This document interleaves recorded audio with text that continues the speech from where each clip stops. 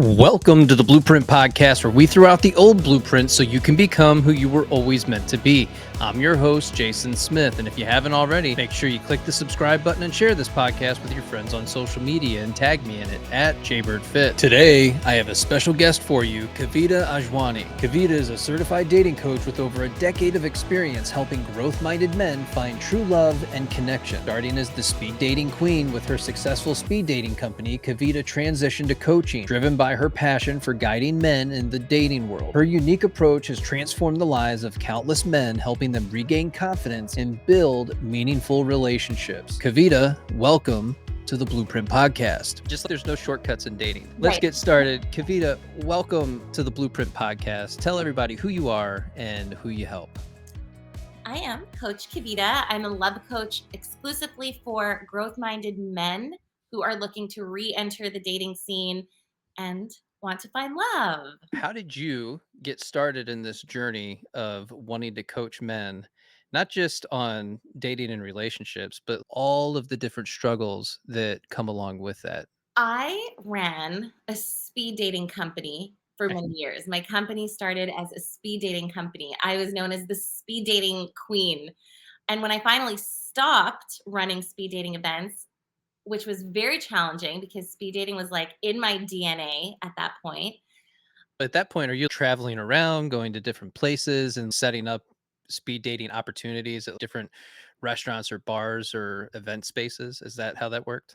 Yeah, it started that way for sure, and I learned the hard way that it can't just be me. I was Oh, much younger at the time, and I remember I hosted a Valentine's Day event, and it was the first time I ran multiple events on the same night, and I had this dream. I'm like, "I'm gonna do 4 events simultaneously across 4 different cities." And it was that day I remember it was a success. I did it. It was the first time ever I actually ran more than one event at the same time because it was me always booking the tickets, themes, buying the materials, going to the restaurant, bar, setting up, hosting the event, coming home, doing the matches.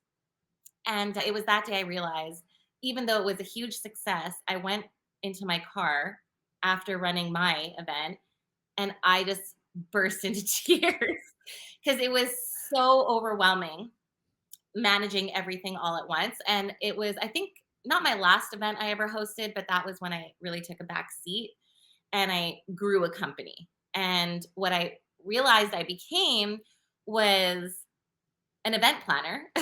I got into this to help people find love, to be front and center in terms of welcoming people and introducing them to each other. And that's what drew me into the business in the first place. And then for many years, I was at home running this thing, doing the hiring, shipping out materials now. And I finally, I even ran it during the pandemic. And then finally I said, you know what? I didn't sign up to be an event planner forever. And alongside, I had always been coaching clients, which I was doing out of pure passion. Like I was like, oh, if only I could do more of this, if only I could do more of this. And when I finally made that switch, I coached men and women for a long time. And one day I just took a look. I hadn't even realized, but I just took a look at all of my past clients, and there were double the number of men than women. And it was so shocking to me because I'm a girly girl. I do have a very masculine energy, but on the surface, I'm a girly girl. And my content and the way I imagined that I would be perceived would draw women in. So it was very interesting to me that really by being my authentic self, I was attracting more men to my services. And men were feeling really comfortable around me, and men wanted to sign up and be in this space. And it got to a point where I was like, I can't keep putting out content for men and women. It's so different. And I really wanted to go deep and really understand the struggles and really help either men or women. And when I looked at that, that was one driving factor. And the other one was I realized in my last big cohort, I had a men's cohort and a women's cohort.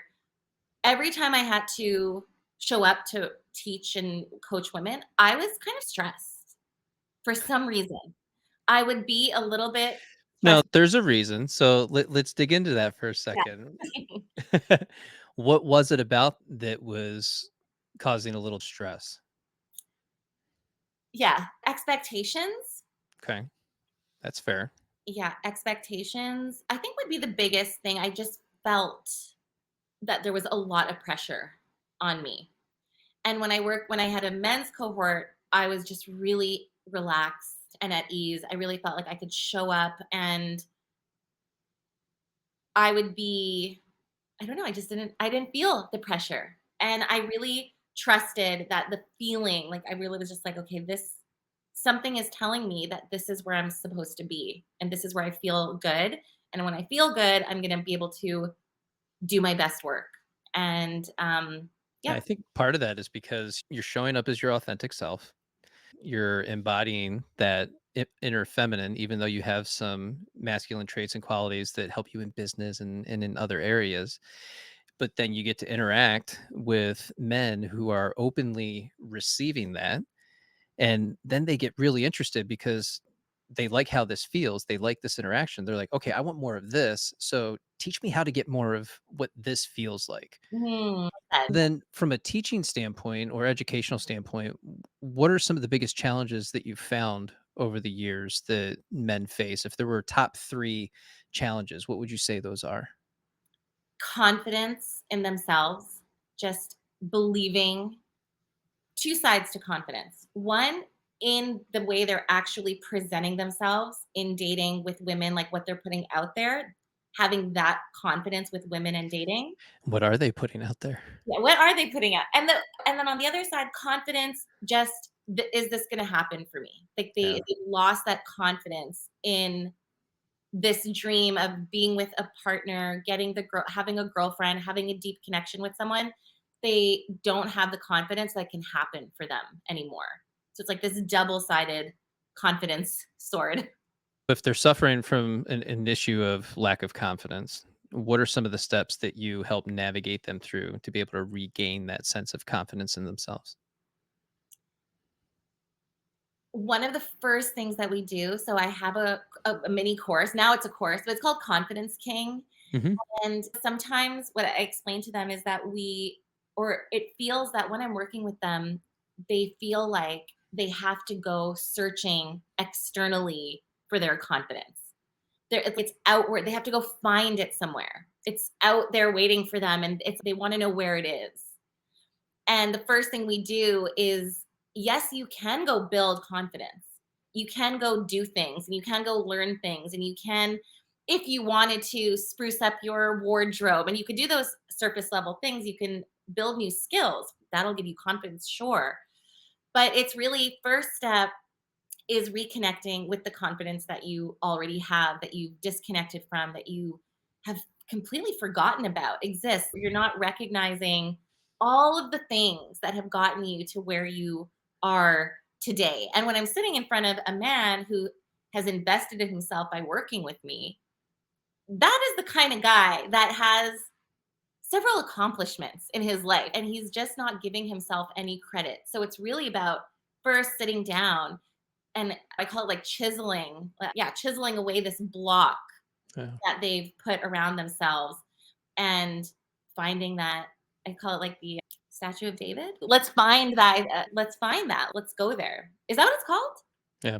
Okay. What it really comes down to is they've got this barrier around them that they've been conditioned to create because of past experiences that Mhm. they've had. There's this massive amount of conditioning that's happened over long periods of time, and you lose a little bit of your joy, your happiness, your sense of self because you end up realizing that we grow up to be perfect little people pleasers, do as I say, be a good boy, all of these things, and then you lose yourself in that process and you become disconnected.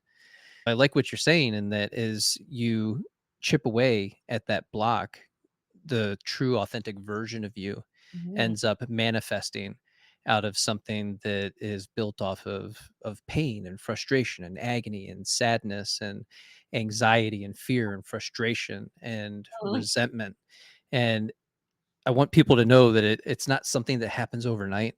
You're not going to take a course and in 21 days, you're going to, all of these things are going to happen. It becomes a lifelong practice that you have to implement all of these tools consistently, have the discipline with it. And then over time, you grow to know and love yourself. And I Mhm. think that's a really big part of it. I will say, I love everything you said. I will say that sometimes doing this kind of work, not just sometimes, often there are these aha breakthrough moments in the 21 days, in an hour where it's like, oh, I can't believe this has all been like sitting here. I am proud of myself. I do have so much that I bring to the table. Some of the frameworks that we do, we go through what do you like about yourself? What are you proud of? What are your accomplishments? Let's just go through that list. We go through what do you like about yourself physically? 10 things. Let's talk about it. We also cover like the big stuff. Maybe, okay, maybe you like your smile, maybe you like your teeth, for example. But then the small stuff like personal charms, I get them to go deep, which a lot of men, people in general, but a lot of men, they've never even, no one's ever really given them the space or opportunity to even think about this. And then they'll share with me, like, I like my eyes and I like my dimples. And my mom has always liked this about, and they start to feel a way they've never felt before. We talk about what do you bring to the table in a relationship? What do you bring to the table? And again, we do the bigger stuff. Oh, I would be a loyal guy, I would be a loyal boyfriend. I would be um I'm great at planning dates. And then we go deeper into the personal charms. Again, it's I would make coffee in the morning and bring it to her in bed, or I make the best spaghetti, or I little things. And really, I call them the uniquely you pieces. And just that exercise and going through those steps together, they can have a breakthrough moment. I've witnessed it several times where they're finally like, I have so much going on here that I've just forgotten about. And that newfound confidence can transform the way they're showing up on dating apps, at events, approaching women, just by recognizing and acknowledging themselves for the first time. Aside from confidence, what Mhm. are two other challenges that men are facing right now when it comes to dating relationships or even just their own personal development? Yeah, dating apps. Let's talk about dating apps. Let's talk about dating apps. I So, have my own opinion. I think they're worthless, okay, but you tell me what you think about yeah. dating apps. I think that if you are actively looking to meet someone and it is important to you, it is worthwhile to invest the time and effort to get it set up right. I don't think you should be spending all of your time and energy there. But similar to if you are a professional and you are looking for a really great job and you want that dream job, it would probably not be a good idea to not have yourself set up on LinkedIn, that kind of thing. Get the headshot. If you need someone to help you, get someone to help you, but set it up right. And initially, that it's usually the reason we don't do it is because we just don't want to do that initial groundwork. But that's the benefit, which is put the time in, spend whatever, however many hours you need to, throw some money at the situation if you can, get it set up so that it's there working for you in the background. It's literally the one place besides like a speed dating event, it's the one place where all the singles are without having to sift through and check ring fingers and all that stuff. It's there. So get yourself set up right, get the right pictures.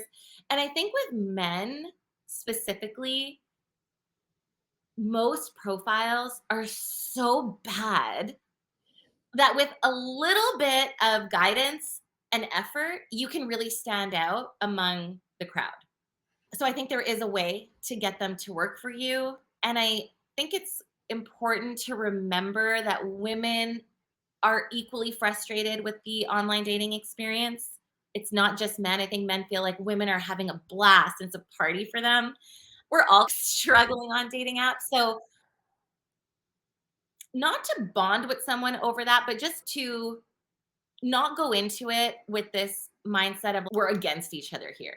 Right. And we're on the same team, we're working towards the same things. Have a little bit more compassion and approach it differently with that in mind. Let's not make it so hard for each other. So there's a lot of miscommunication and there is a way to win. Yeah, I think a big part of it ends up being demographic of where you live. So if you're in a big city, I can tell you going to Chicago, you're going to get a lot of qualified matches, quality matches almost within 10 minutes of being in the city, right? You come into the airport, you're here, you can do a bunch of swiping and it's that easy. However, you get further down into the state, let's say Southern Illinois, Mhm. it's a little more difficult because everything's more spread out. You've got more people who are married or they're single with kids, and that can be a barrier sometimes, or it's not the type or quality of match that you're really looking for. Because a lot of times, what I talk about is honing in on your goals, your values, and your standards for a relationship with you. And inside of all of that is your boundaries.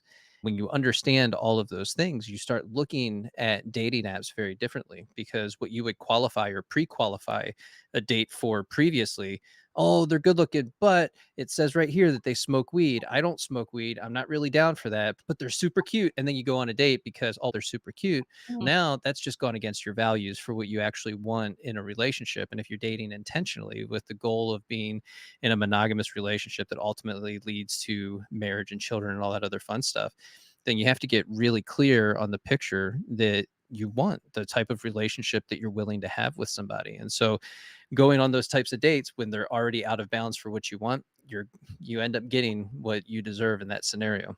I think the same would apply though, based on city. I hear this all the time. Your where you live matters. So even if Yeah. you're like in the popular cities in downtown, whatever, your options are going to be more whether you're online or doing stuff in person. I have a lot of clients that they are in the outskirts, they're in the boondocks and they're only doing in-person stuff. There's nothing to do. Options are Right. equally limited. So it just reflects each other. What your online experience is going to be similar to your in-person experience. But I think whether it's apps or not, you need to get clear on those things. And would the same thing not apply in person? You see an attractive person, you don't have that information about them. You're going on a date based on that immediate attraction. You don't know if they smoke weed. You might find out Right. later that they smoke weed.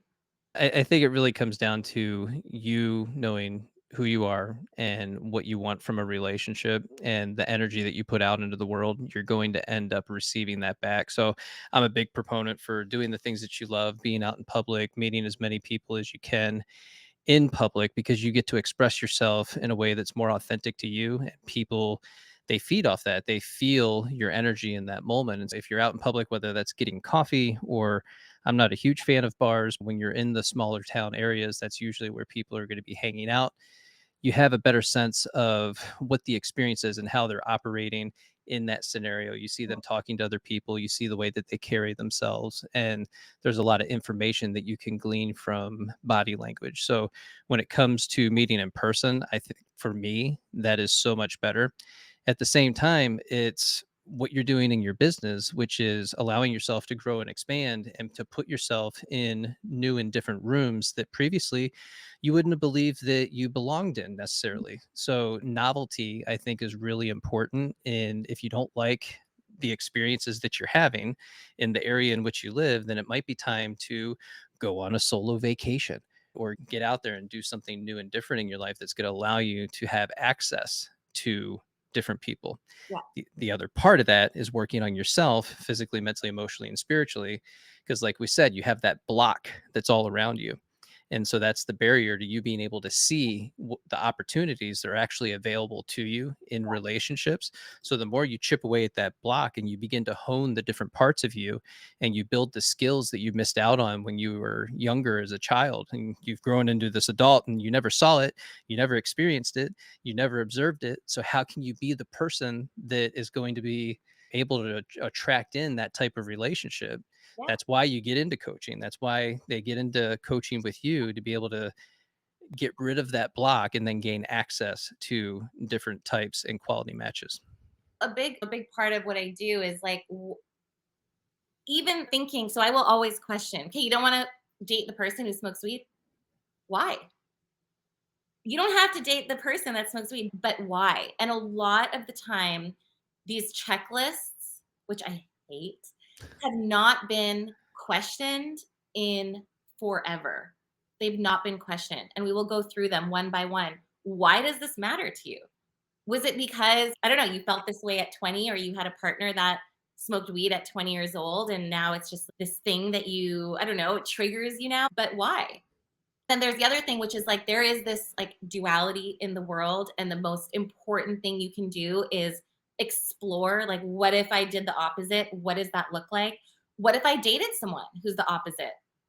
So that we can find ourselves somewhere in the middle when we actually go. And that's what travel does, right? Like you go, Right. you explore, you pop this bubble that you're in, you see what's available, you see the type of women that are out there that are so different from, you've been conditioned to meet and date the kind of women that are in your rural area.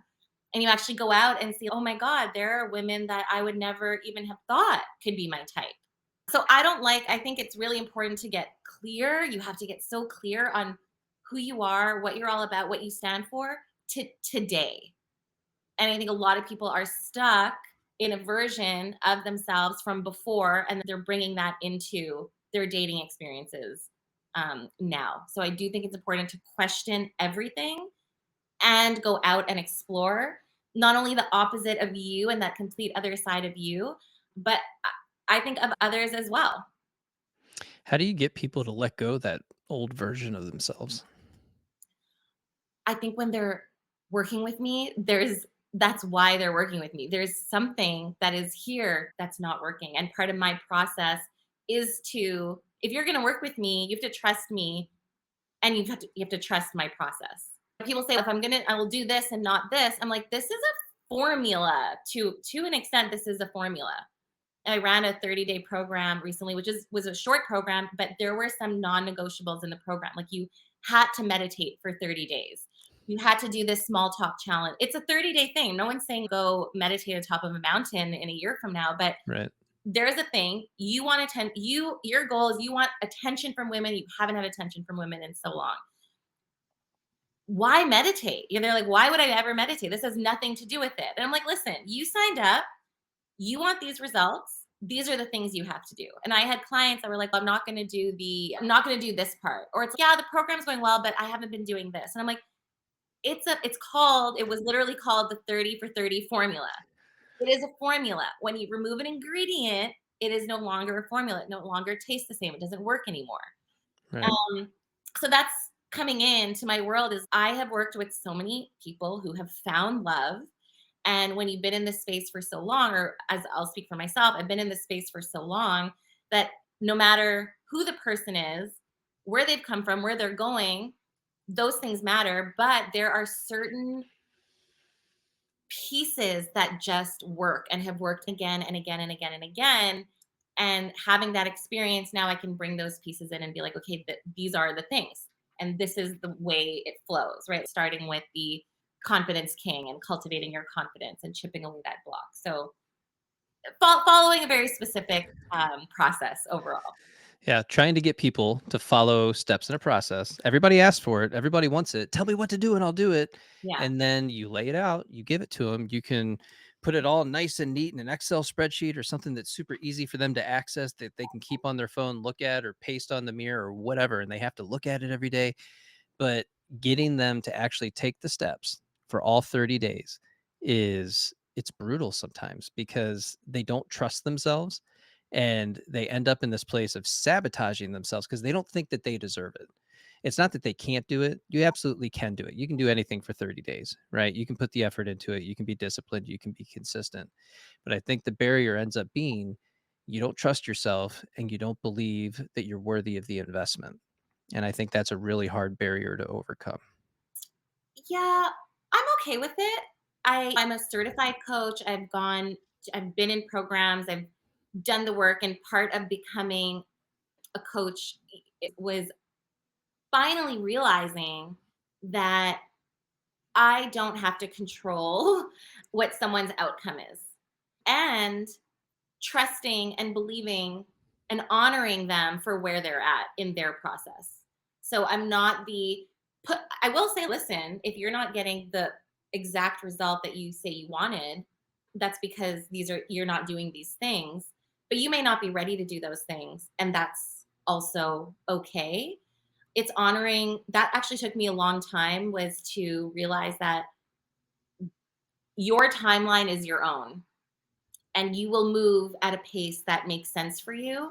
And it could actually backfire moving a little, like moving too quickly. Yeah. It could feel wrong. So I really look at you as whole and creative and resourceful and not broken. And I am here to support and serve and give you all the tools that you need, but ultimately the choice is yours. That that's okay. Yeah, I think that's a really important element is that power of choice, that recognition of I've never actually asked myself, what do I want? And right now in this moment, I don't want to do all of this. And then it's okay, then don't do all of this right now. And that's part of that learning process, that learning of self, of accepting that, yeah, I don't have to do what everybody tells me to do. I can actually do what I want to do. And that's okay. Yeah. It's different when you're in a program with lots of other people, when you're working like privately, when you're working and working with someone one on one, we can address these things individually. It's okay, well, Right. this isn't working for you. How come? Or you wanted this, you said you wanted this, you wanted to be going on X number of dates, or now you're pulling back. What's going on here?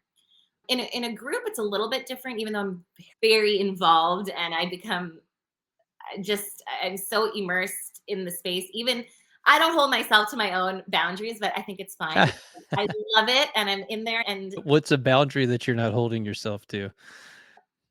not check. So we have a group chat running. I'll be like, hey, I'm only checking the group chat in the morning, give Right. my 2 cents, get things moving. And then I will come back at the end of the day. And then all day I'm like, what's going on here? And then I'll tell them, like, guys, you're on your own. I'm not like, no advice is coming in today. And then they'll be asking questions to each other, and I'm like in there and I'm like, okay, here's the thing, and I'm answering the questions anyway. So that's one example. I think I speak to people, and even people joining the program, they're like, I don't know if I'm ready for this, or I don't know if I'm ready to date. And it's like the best way to figure this stuff out is not to sit back and think about it till the end of time. It's to go take action and you'll get your answers. If you don't know if you're ready to date, go out and try to date. Go on a date and you will find out very quickly if you should be dating or not. Right. In this program, like the one we had about 50 men join the 30 for 30 formula. And there was one guy who was very excited about it. And we'd spoken a lot. We'd been chatting. He was thinking about coaching, and he's, I just don't know if I should be dating, but this is what I want. I don't want to slip into this pattern of like just staying in this rut. So that way, when I'm ready to date, it's going to feel really challenging. Whatever, all the things.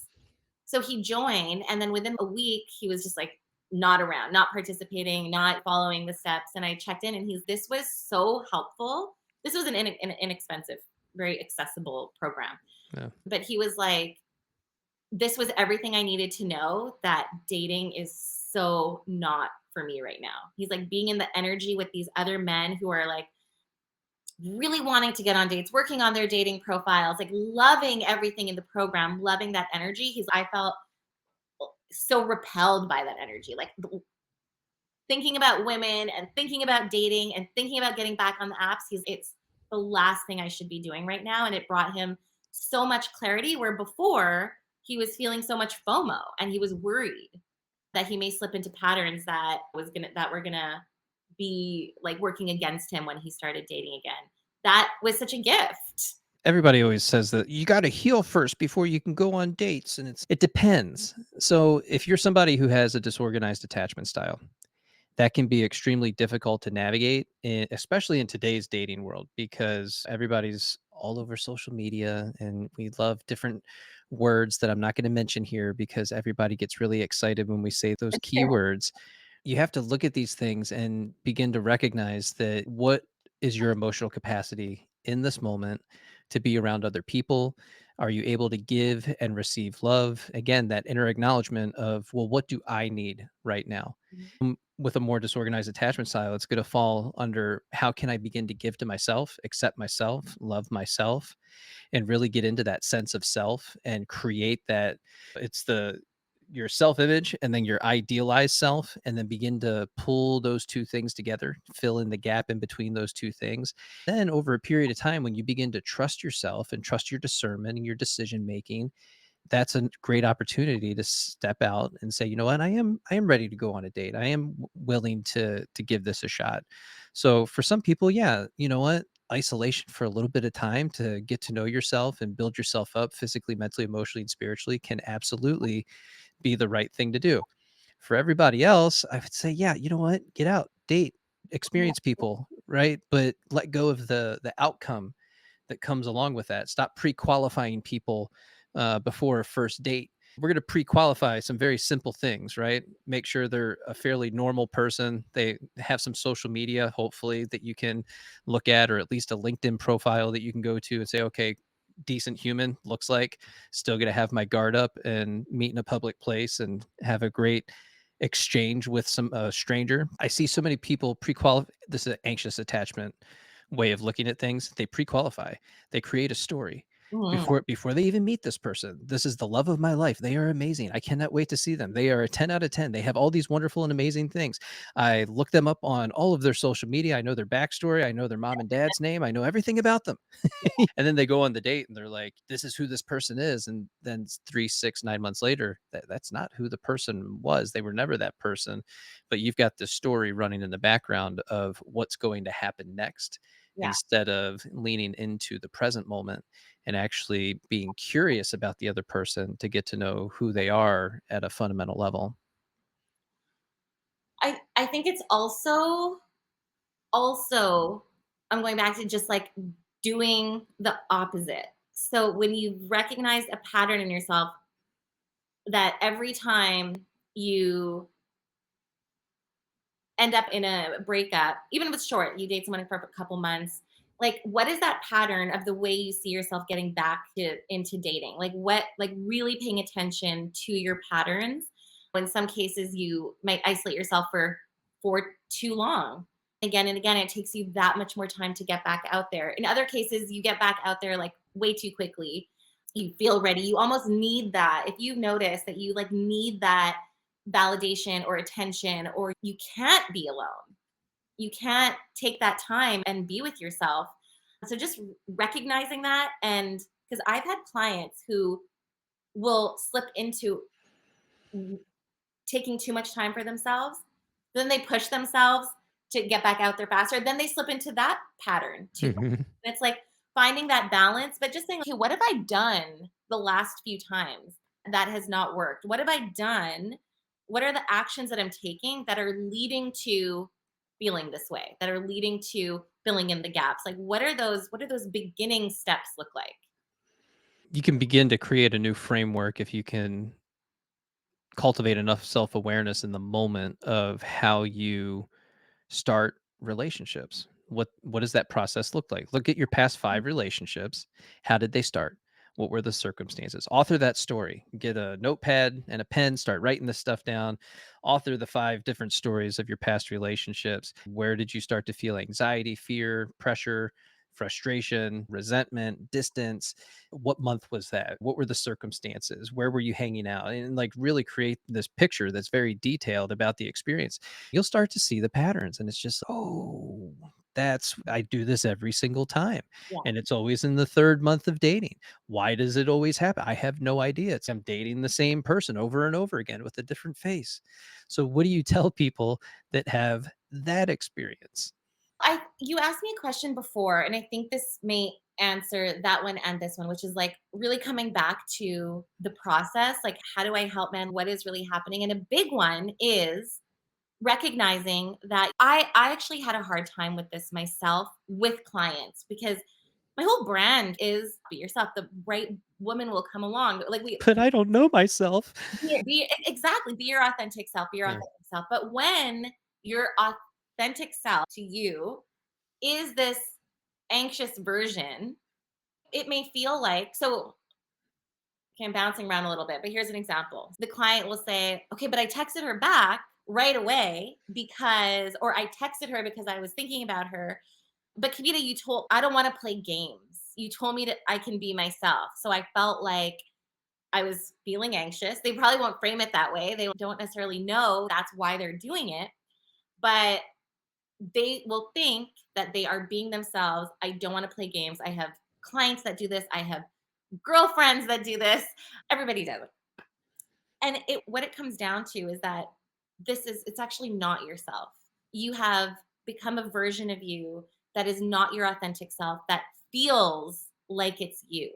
So initially, playing games feels unnatural, but it's actually your authentic self. That person that has standards, that person that holds back, that person that doesn't react out of anxiousness is the real you. But right now, it's so far gone. It could be years, or you never behave that way in a relationship, that it feels unnatural and it feels like you're playing games. But it's that version of you that you are working towards becoming. And you need to play those games then.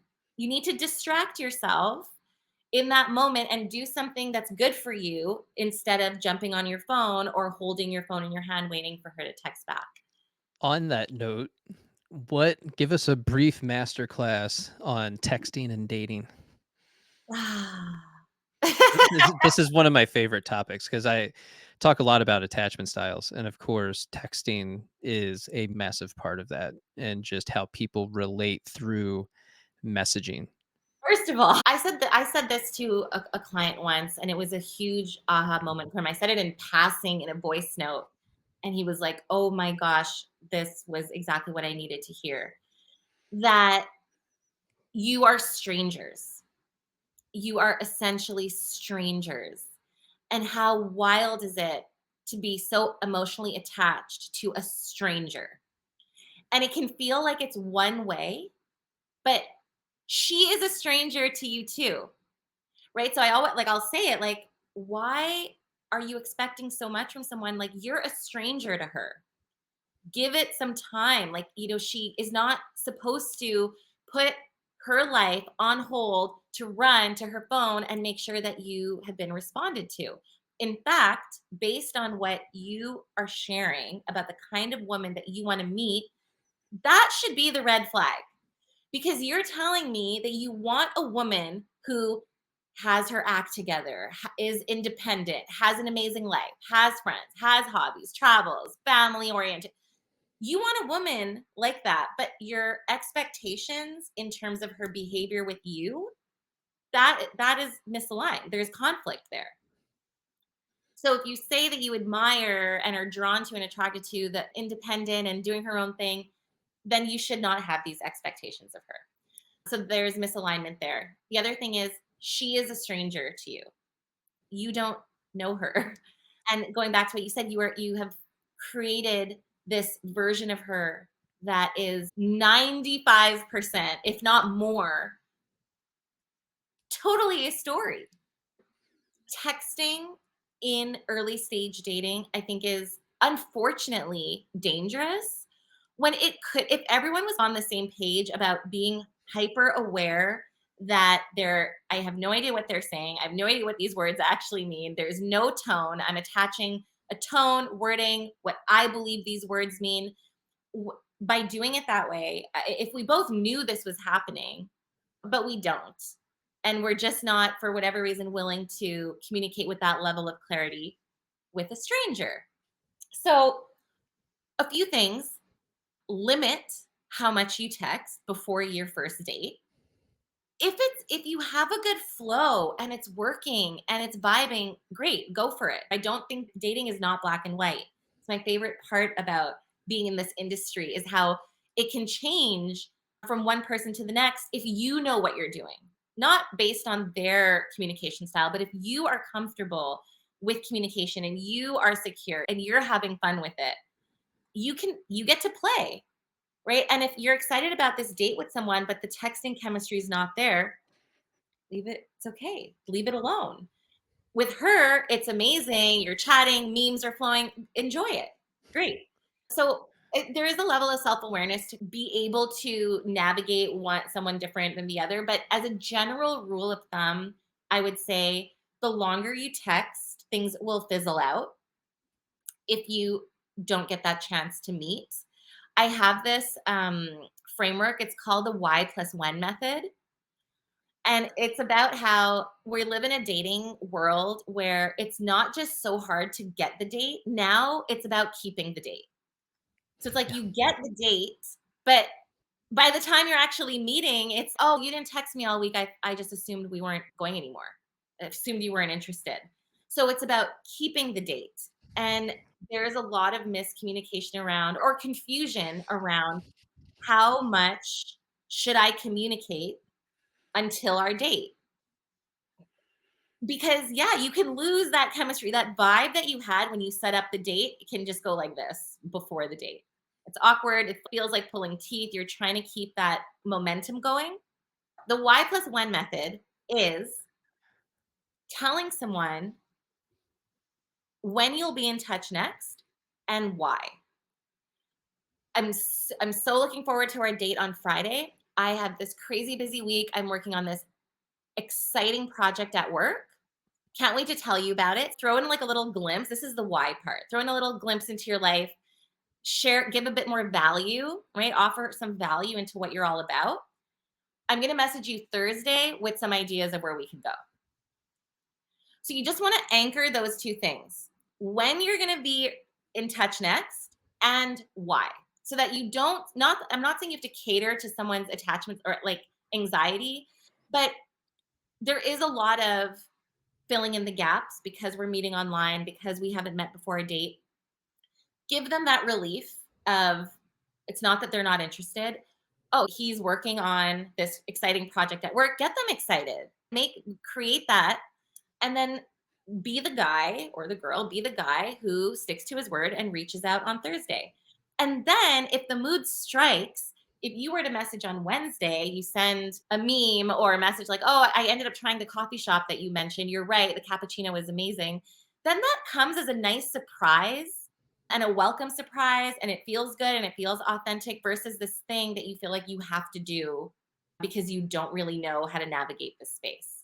I think the Y+1 method works really well for both people.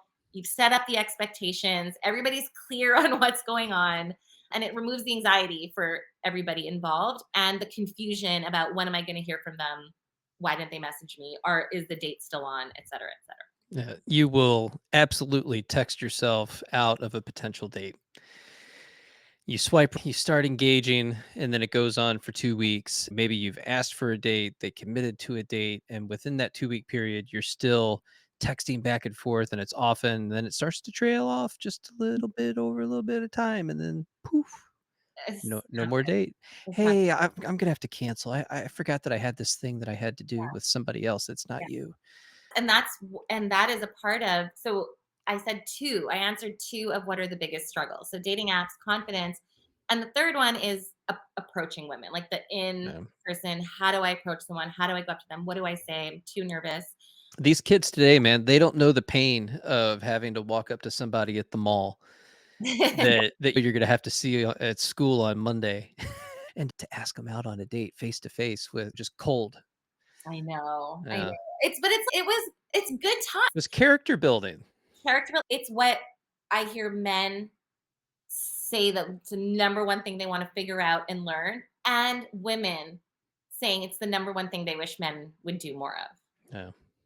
Although with women, what's frustrating is that we say that's what we want, and then when it happens, we're like, "Don't talk to me." So Well, there's also, like, different groups of women, so you have to understand which one that you're about to approach, and you gotta be really good at reading the room and the type of person, and then is there eye contact? Has there been a smile? Has there been any pre-engagement before you go in for that cold approach?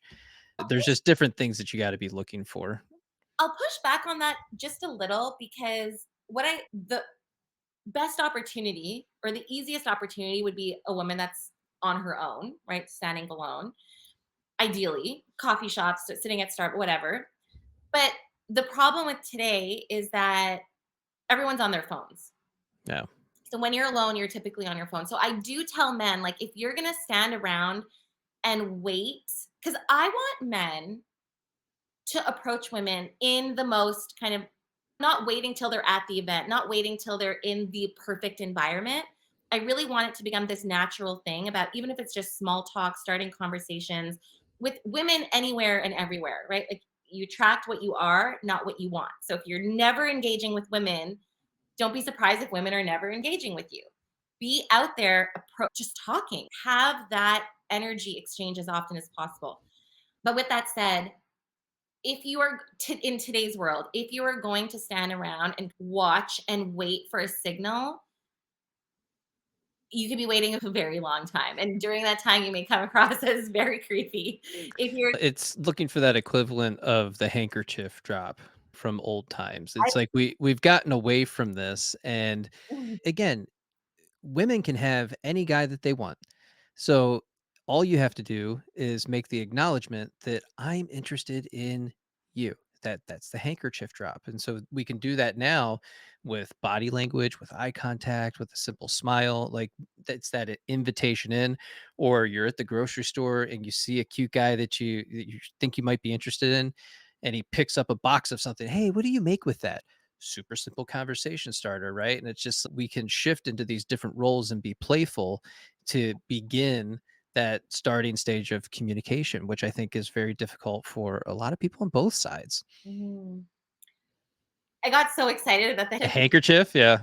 I teach the handkerchief theory, like, in my courses, literally. And you're the first person I've ever heard reference. I listen to some Matthew Hussey every now and then. Okay, maybe that is where I picked it up. I don't even, maybe that's where I got it. I've forgotten. I've been talking about it for a long time now, and it's true. And I Um, remind when I was coaching women, I would remind them, they're like, I don't want to make the first move. I don't want to. And I'm like, women have been doing this since the beginning of time. Like, Forever. that is a very feminine. They think that to be feminine means that the man will come. And I'm like, no, that is, being in your feminine energy is going after the thing you want, is being not loud, but being like, yeah, this is what I want. And then taking that step back and letting it come to you.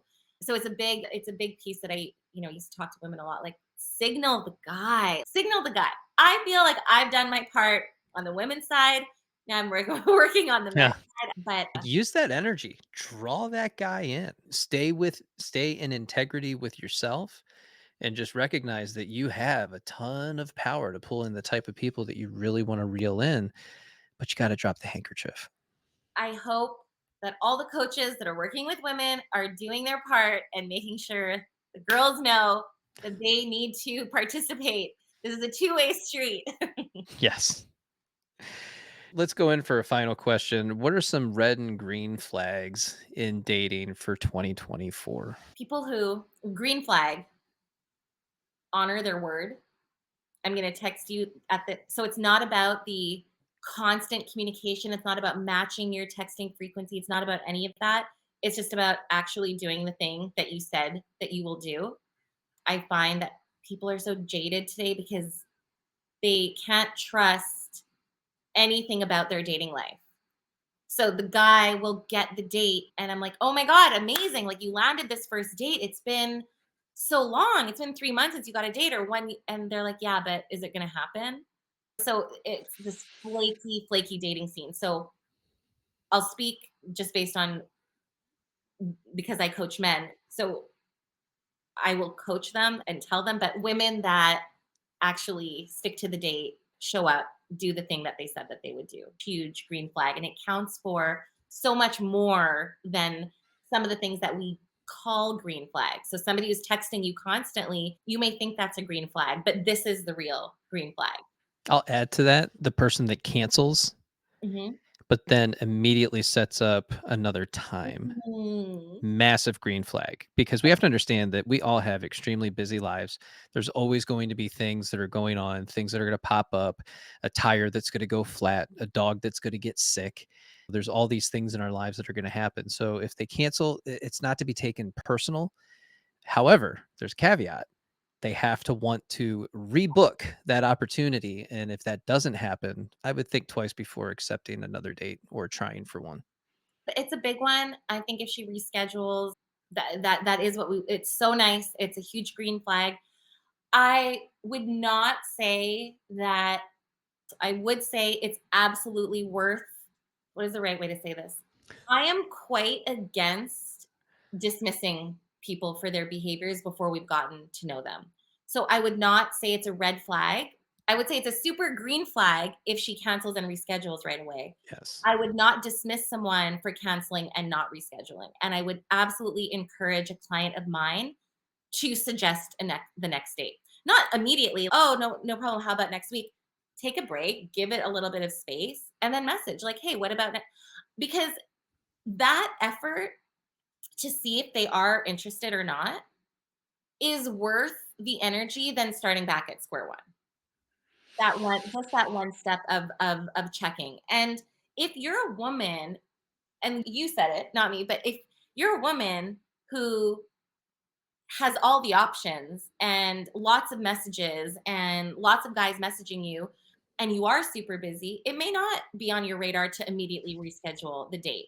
And especially if you're not probably not being you're probably not thinking, "Oh my god, I'm the only date this guy's gotten in 3 months. I need to reschedule with him so that he feels secure." Like that it just may not be the thing. For her, it could very well be like, "Oh, I'll message him next week, and we'll plan something." Right? It can just be a very simple, normal thing. So I would not dismiss someone for that at all. I wouldn't view that as a red flag. How can people work with you? You can find me at Dashing Date, and there are all kinds of ways to work with me. So I do private coaching, we have group coaching. It's called Huddle 11 Elite. And I also have pre-recorded courses, self-paced courses, lots of good, exciting stuff. So if you're a growth-minded man, you really want to figure this out, you want to connect with women, you want to start getting attention from women, there is a way to make this happen. It's available to you. And that's what I help men do. I love it. What's your Instagram handle? It's at Dashing Date. Awesome. Guys, make sure you go follow Kavita and go like all her stuff, share it with your friends, and be sure to join her groups. Kavita, thank you so much for being on the Blueprint Podcast. Thank you so much. This was really fun. Thank you for tuning in to today's episode of the Blueprint Podcast. If you enjoyed our conversations, I want to invite you to join our communities. The Blueprint is for everyone, focusing on healing the relationship you have with yourself. And I also have the Antera Society, which is a group for men who are dedicated to networking, support, and brotherhood. You can join these two communities by going to the link in my bio and signing up today.